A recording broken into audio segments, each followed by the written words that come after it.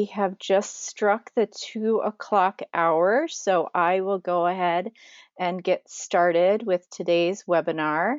I am Jenny Peterson Brandt, the Arts and Cultural Affairs Coordinator with the City of Dubuque.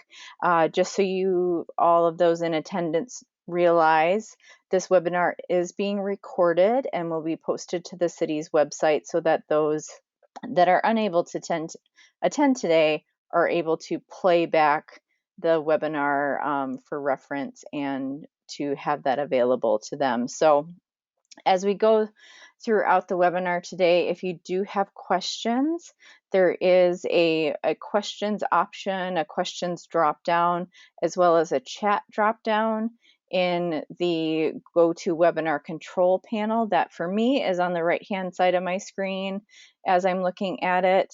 You're welcome to add things in the chat, add your questions there as we go. I'll try to keep an eye on those and answer questions as they come up, or otherwise we will have time at the end today for question and answers for anything that might arise for you. For those that just came on right here at the 2 o'clock hour, please note there are some handouts in the handout section of that control panel. These are the same materials that are available online at the city's website in the arts and culture section of the cityofdubuque.org. That includes the guidelines for this program that you can download and take a look at, and gives you the broad overview of the program. The application questions as they appear online, that is for reference only, because you will be filling out the application form online, but we make the screenshots available of the application so to help you prepare in advance, and also the Excel worksheet that is available, which is a fillable Excel file that's available for download from the website as well. So those are just there for you for a quick and convenient way to grab those materials if you haven't had a chance to grab them from the website yet. So we'll go ahead and jump into this. So I am super excited to bring to all of you and to be launching this Creative Resiliency Grant Program to support our arts and culture nonprofit sector. So today is going to be an informational webinar sharing with all of you what that program is, what the guidelines and funding, eligible funding is, and walk you through the online grant application so you can see what's awaiting you. So what we're going to be covering today, if my computer wants to advance slides, thank you very much, computer. So our agenda for today's webinar is we'll go over the dates related to this program, the eligibility requirements. We'll talk about the funding guidelines, the rating criteria, the application steps, what the review process is going to look like, and then just a few helpful tips at the end. And then again, like I mentioned before, we will have time for question and answer at the end of today's webinar. So the purpose of this grant program, which is a new grant program for the City of Dubuque, the Creative Resiliency Grant Program was created to offer limited, flexible support to arts, humanities, and cultural nonprofit organizations who are operating within City of Dubuque limits to undertake activities that expand organizational capacity, increase financial stability, promote equity and inclusion, or enhance programmatic offerings in response to COVID-19 and/or inequity concerns exacerbated in 2020. For those of you that have recently completed a grant application for the Iowa Arts Council and their resiliency grants for nonprofits, we'll see a lot of similarities to that program within the City of Dubuque's program. This creative resiliency idea was developed very much in line with what the Iowa Arts Council was offering, and it was really an opportunity for the city and for the Arts and Cultural Affairs Advisory Commission to capitalize on its very careful management of resources from last year. And that at the end of this fiscal year, we were looking at having balances available, a little bit of money from the operating support program that hadn't been awarded simply because of funding allocation levels and the percentages that organizations were granted based on the scores that they had received in operating support for FY21, and also funding that was still available from the special projects program that simply went unawarded because we were very because of COVID-19, we had held back on awarding all of that money when we had an original round of applications. And so instead of letting that money go unused, we wanted to create a program and make it available to all of our arts and cultural nonprofits to support the work that they were doing and the new things that, new and exciting things that they might have on the horizon, and some places where they might need to fill in some funding gaps in the upcoming year. So that's where this program has come from. We do not foresee this Creative Resiliency program being something that is a recurring grant program. So we do foresee that this is available sort of as a one-time opportunity.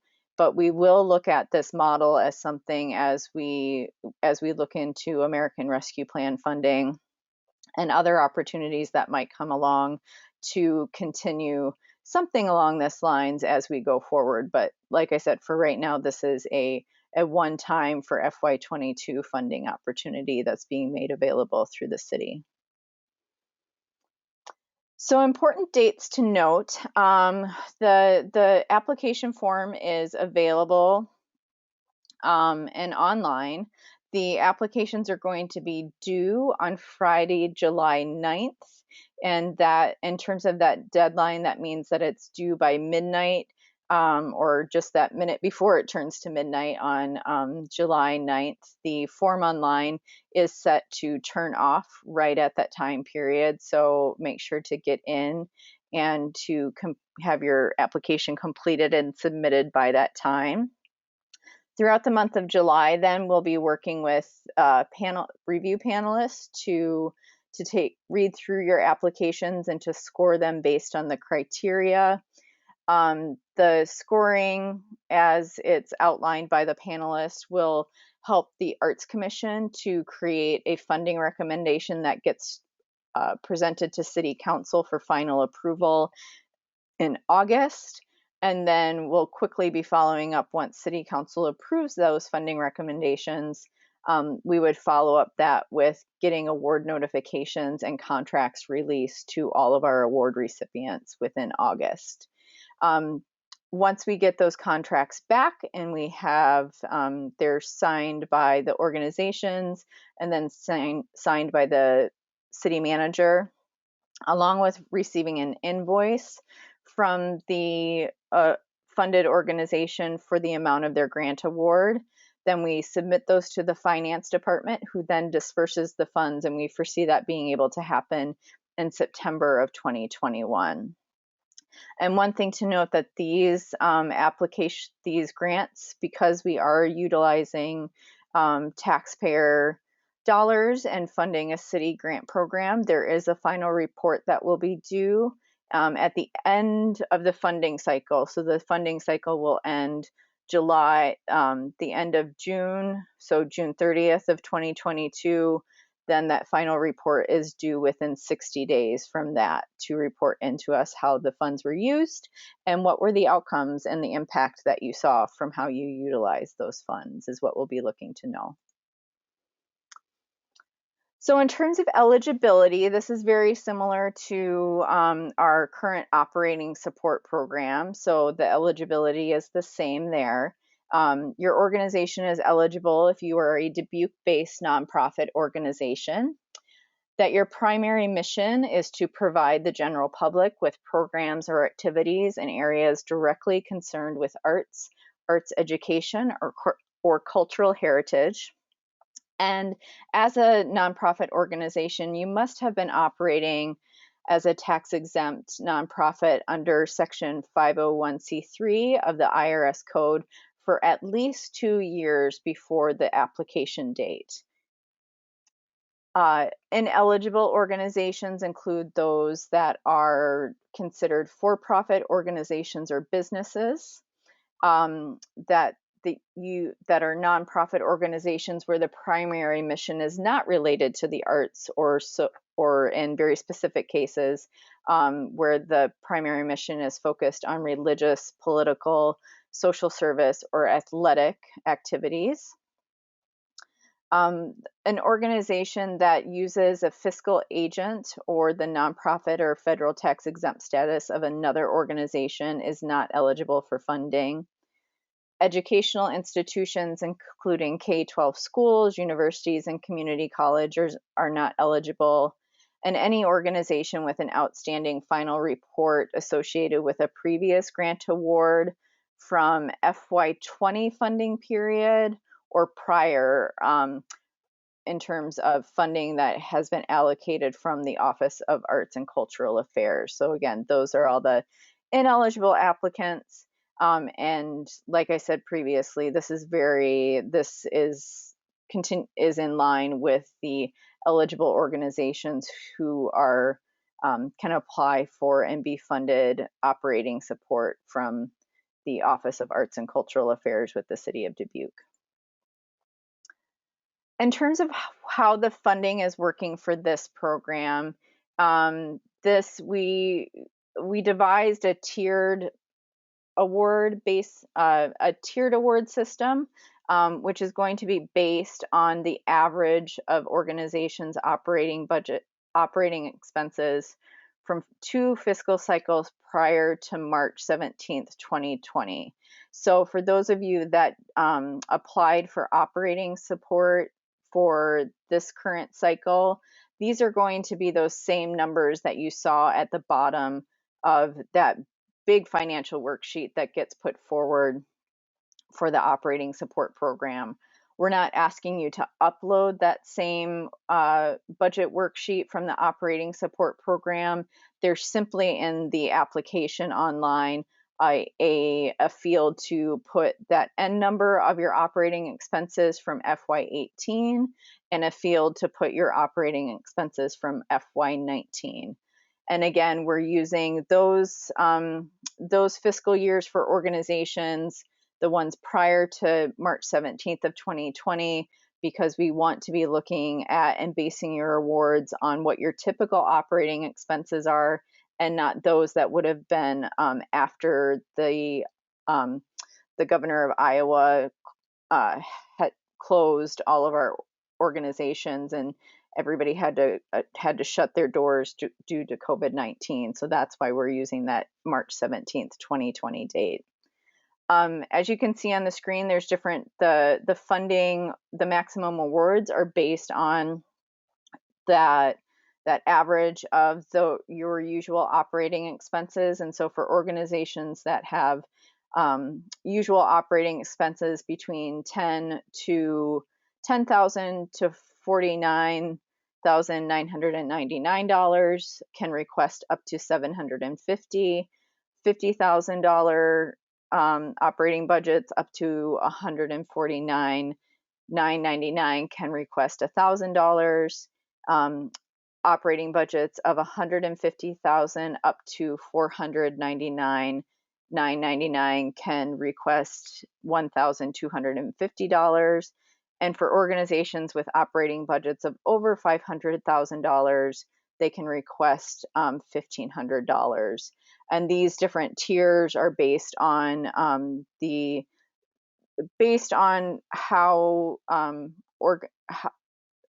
on the operating budgets that we know of previously, and related to the amount of money that we have to work from those FY21 funds that we're using. So that's where we came up with those numbers. We wish we had more to provide out, but at this point in time, this was how we broke it out to utilize the money as equitably as we could across the size of budgets of organizations here in the community. So in terms of what your funds can cover, this is a little bit of a mashup between operating support and special project grant programs if you've applied for those in the past.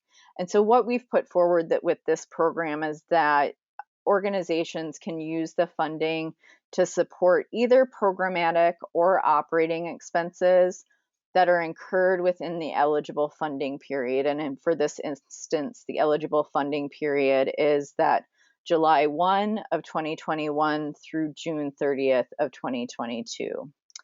The funds must be used to support direct costs for activities that fulfill the mission of the grant recipient and support activities that support organizational and community resiliency as outlined in the grant submission.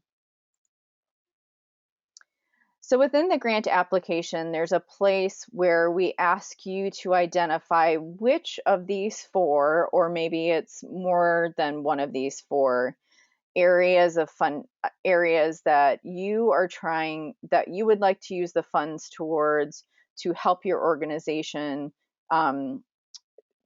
to address its organizational resiliency or community resiliency in the coming year.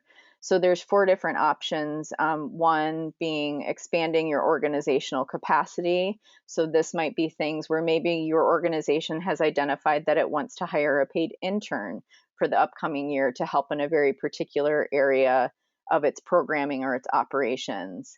The second selection is to increase financial stability and to address future funding gaps of the organization.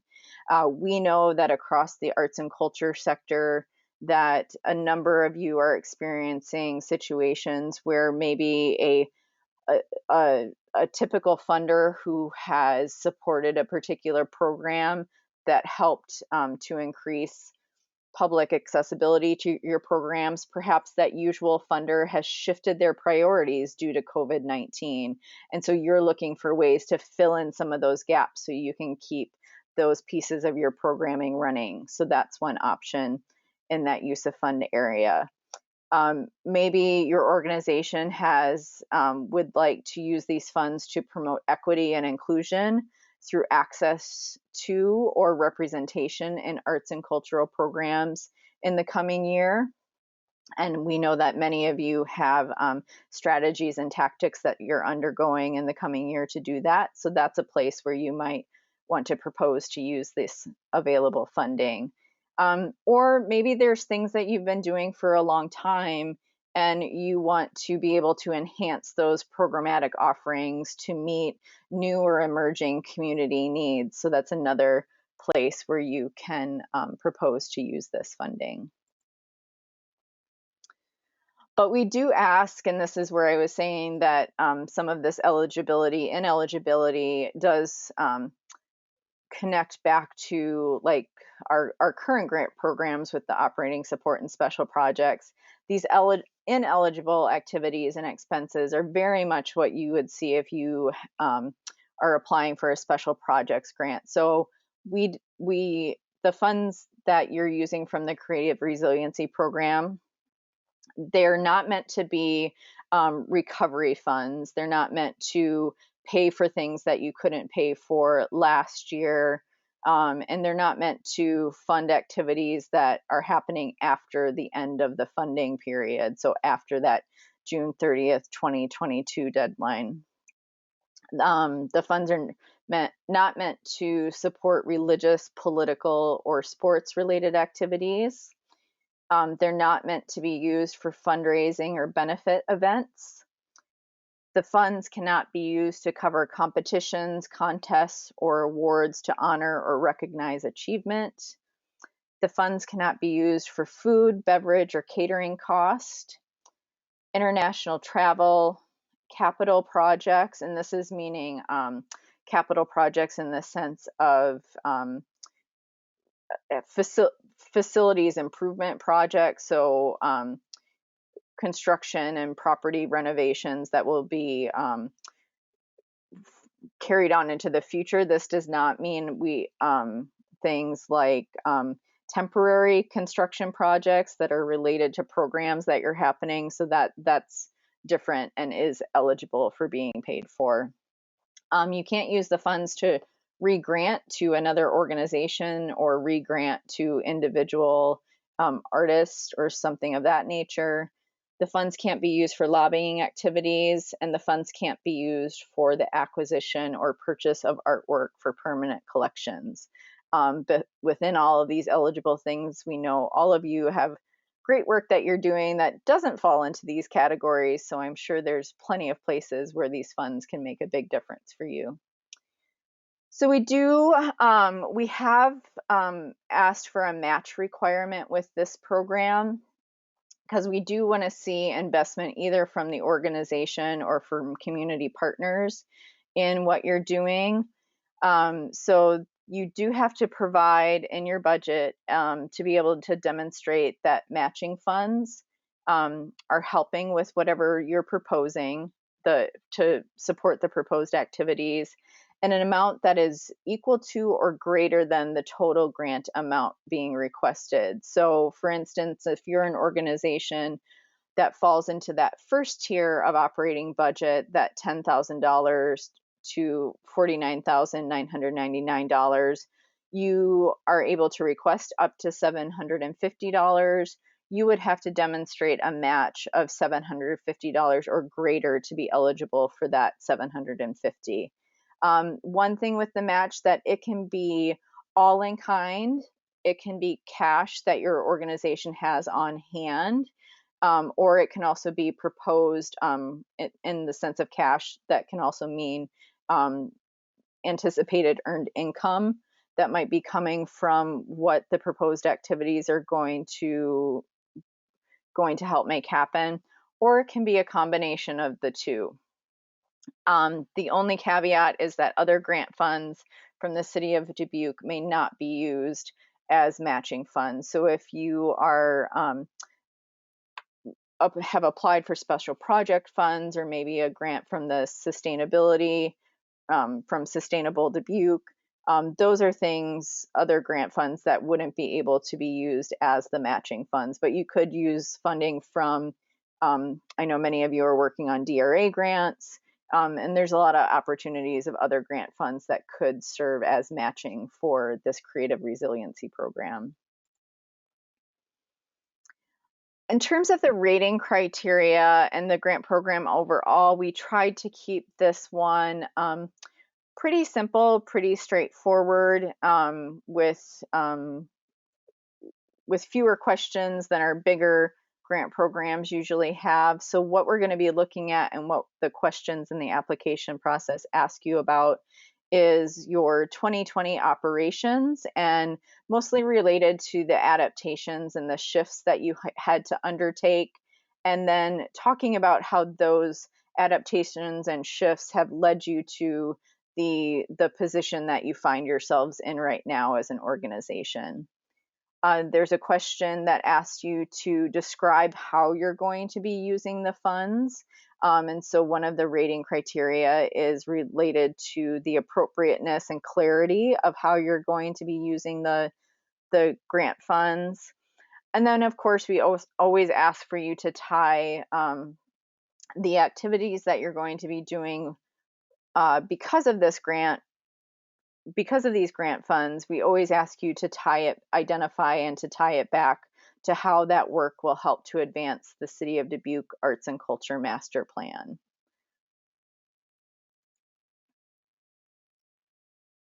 So within the grant application, we don't have a question specific to diversity, equity, and inclusion, but we are mindful of this in terms of reviewing your responses, and just that there is an acknowledgement of this in the grant, both the guidelines and hopefully in the narratives that you're providing to us.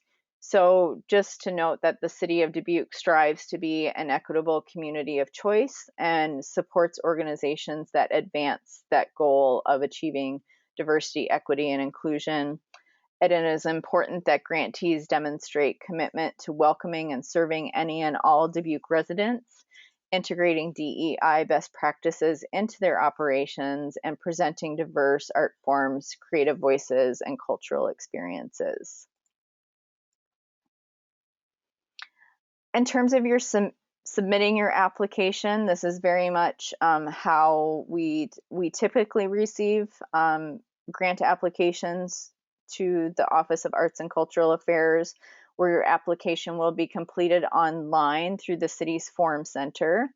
All of your narrative answers are limited to a specific character count, and that does include the spaces.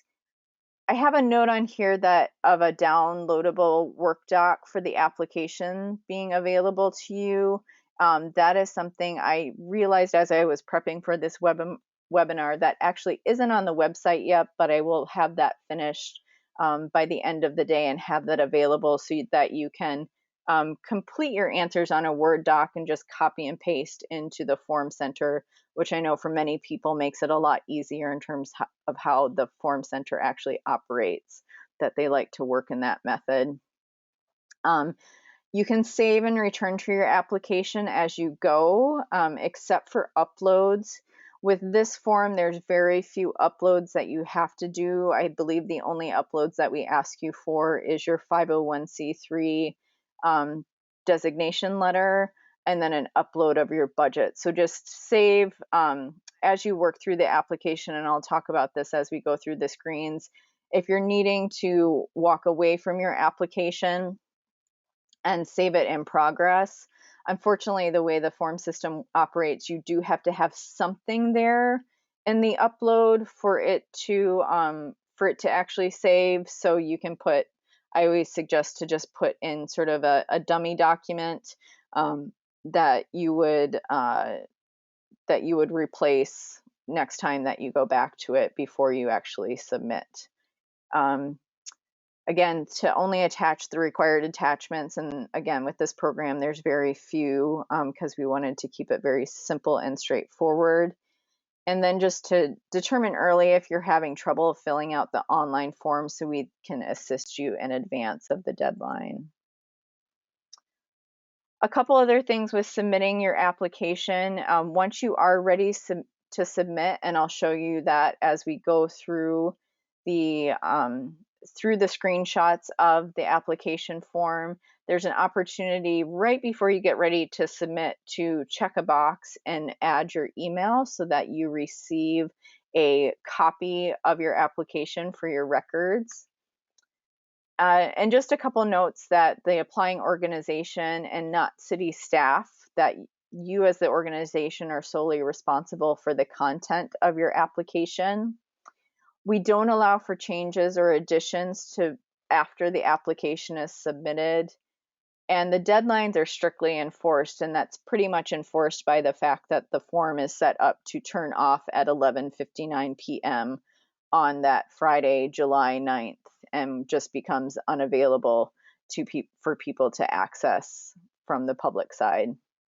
And just as always, don't be afraid to contact me with any questions, but just if you do have questions, get a hold of me as soon as possible. Just between all the items that I'm juggling, just to make sure that we have ample time to address your questions. So, and you can get a hold of me by phone or email, which that information is at the end of this webinar. So in terms of accessing the online application, I wanted to walk all of you through that process, although many of you are familiar with that. You can get to the application and the information in a couple different ways. You can either go to the cityofdubuque.org, which will land you on the city's homepage, and then under the Doing Business tab at the top, there's the Arts and Culture section is under the Learn About Dubuque. If you want to go right to that arts and culture page, right to that landing page, you can also just easily type in cityofdubuque.org/arts and culture, and it'll take you right there. In terms of finding where this funding program lives, once you get onto the arts and culture landing page, this is what the landing page looks like when you get there right now. On the left-hand side, there's some different navigational tools, and under the funding programs, when you land on the landing page, there's normally just a little plus here, and you can click on the little plus. It'll give you a drop down of options, including the recently past programs of the operating support and special projects, and then the creative resiliency program is right under there, and you can click on that and it'll take you over to a page that looks like this, that has all the information that we've been talking about today, along with the links that takes you out to the guidelines and the rubric, the application questions, which are available right now in that reference only downloadable PDF, but will be up this afternoon also as a Word document for you to work from. There's a budget worksheet, which is a fillable, downloadable Excel file, and then the link that takes you directly to the online application form in the city's form center. When you click on that link to go to the application form, this is what you're going to see next, is the start of the creative resiliency form.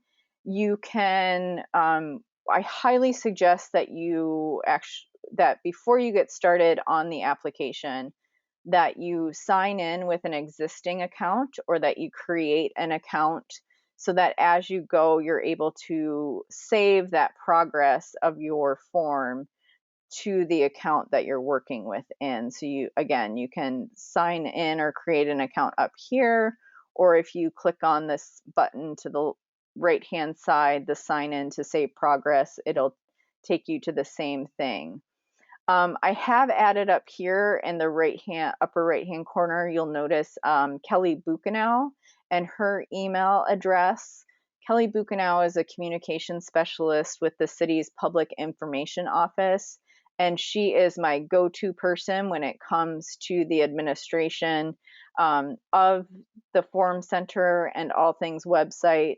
So she is the person that you would want to contact if you're having a problem either accessing an existing account, you're having problems creating a new account, or any of sort of technical glitches that you would have as you go through this form. She is your gal who knows more than I do about the technical and administrative functioning side of the Forum Center and the city's website. You can at any time, if you don't want to go through that whole process of going to the arts and culture page, the creative resiliency grant application, the link that's there, you can always just go back to an application that you have started. If you have started that application within an account that you have set up, you can always just start out at cityofdubuque.org/myaccount, which will take you to a page that looks like this, and you can click and go into your existing account, where there's areas where it has saved forms that you can open up. And I personally have never tried accessing the Civic Plus through Facebook and Yahoo, but those options are here on that page to get into your account on the city's website. So going back to the actual application form itself, again, like I said, once you are signed in under your account, that sign in button is going to just change to a save progress button that is over here, so you can save as you go. Again, attachments do not save. So when you go to save, you do have to have something attached, but it doesn't save it throughout the process. You have to reattach when you go back. It's not a perfect system, but unfortunately it's the system that we have for right now. So just to note that. Some of the things I put in a slide of just an overview of the things that you'll need to prepare for this application, which is just some of the easy things of basic contact information for your organization. evidence of your 501c3 designation, which typically is just in the form of a PDF that gets uploaded. We ask you to provide your mission and a brief description of your organization's primary programs. Your operating budget total for both FY18 and then separately for FY19. You'll be preparing and providing narrative responses to 3 questions. 2 of those questions which have checklists associated with them in the application form, and it's very obvious where those are, but we'll touch on those here. And then there's a use of funds overview, which again is that fillable Excel file that is our next slide. I'll show you what that looks like. And then there's a spot where you mention what your match sources are and just to briefly describe them for us so we know where those matches are coming from. So in terms of that budget piece of this application, there's a place to upload a file, upload your budget outline when you're done. Right in the form, there's a link that you can click that will give you access to that Excel document if you haven't grabbed it from the previous the web page that I showed before. When you click on this and you open up the Excel file, what you're going to see is an Excel file that looks like this. And in the expense category, we've created it so there's just very easy drop down. So when you click on this cell in the Excel file, it gives you the option to select from any of these drop downs, which are our typical eligible expense areas. You'll let us know how much of the grant funds that you're requesting are going towards that item. If there's a cash match towards that or an in-kind match towards that. This next column automatically totals up the use of funds, and then there's space over to the far right where you can provide a brief explanation of maybe what that artist fee means, of maybe who is the artist, if you've identified them, how you came up with that figure of how you're paying them, and just an area where you can provide us with some more details of how that cost is getting broken down. And this will look familiar to any of you who have recently completed an operating support or special projects grant application, that within the form is going to be that checklist that shows all of the priorities and the associated main strategies related to the city's arts and culture master plan.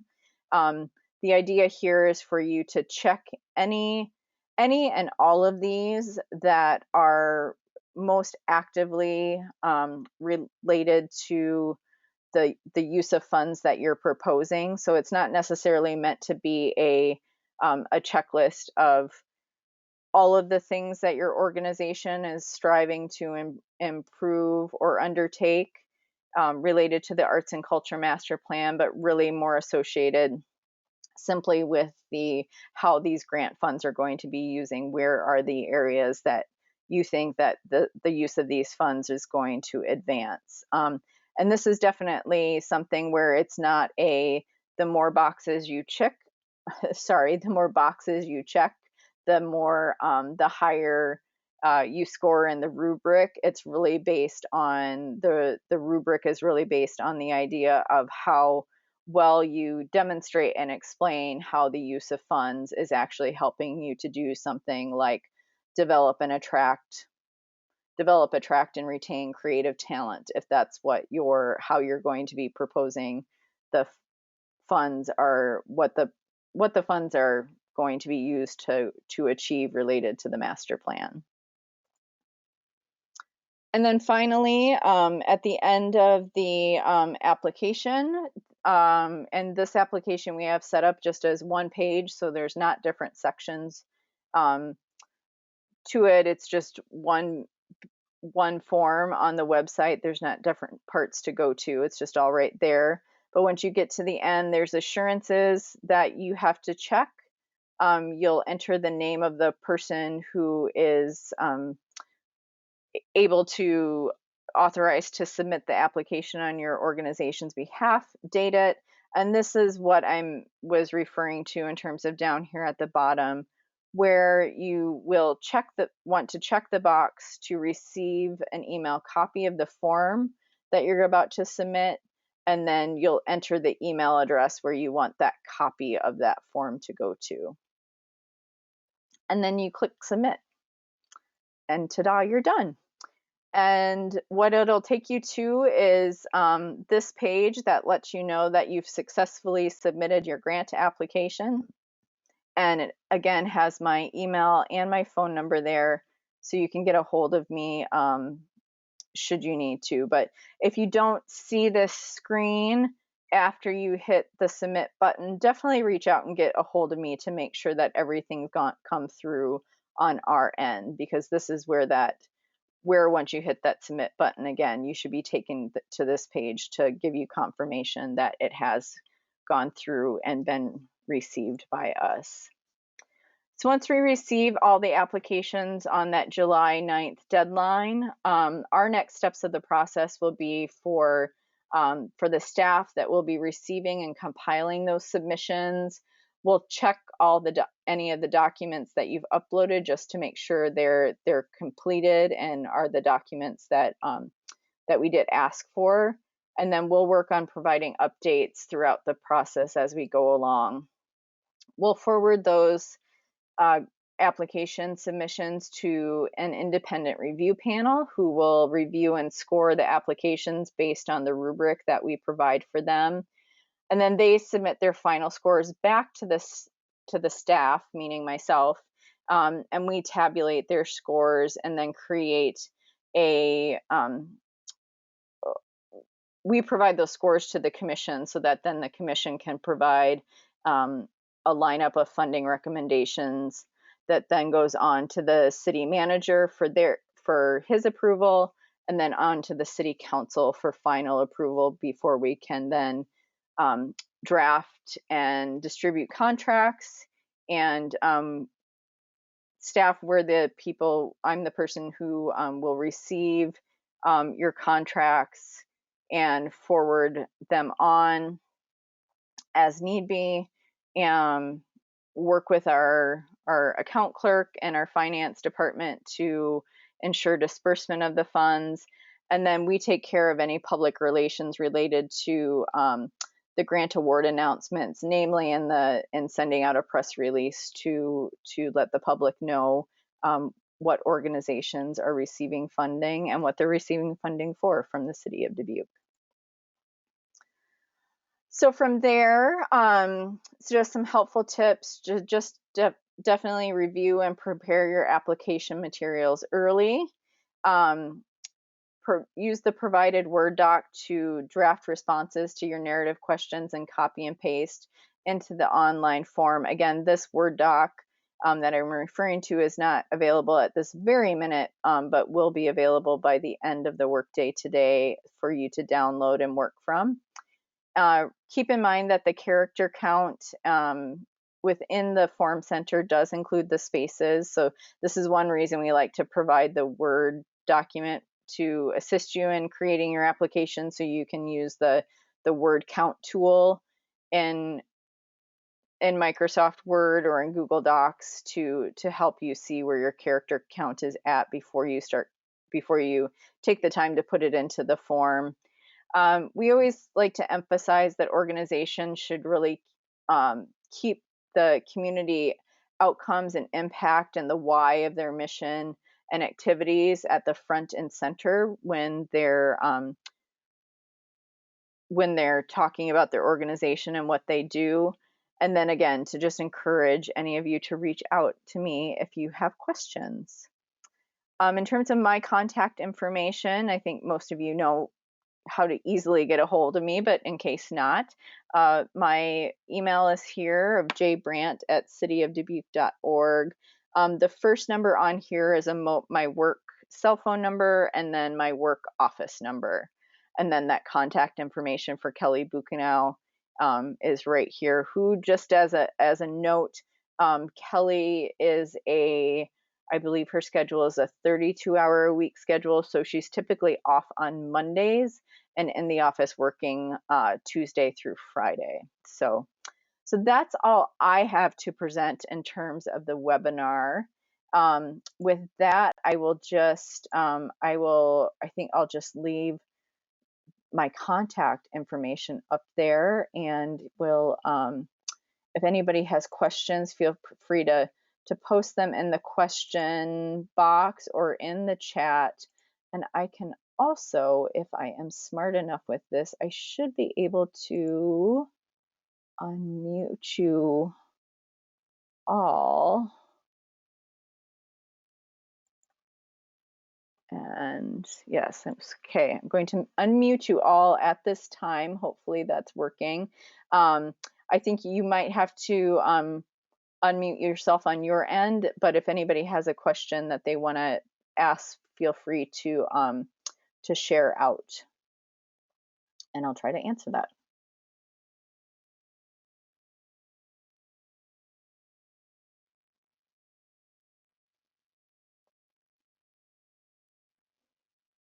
And otherwise, if we don't have any questions, I will give you all 14 minutes of your Friday back.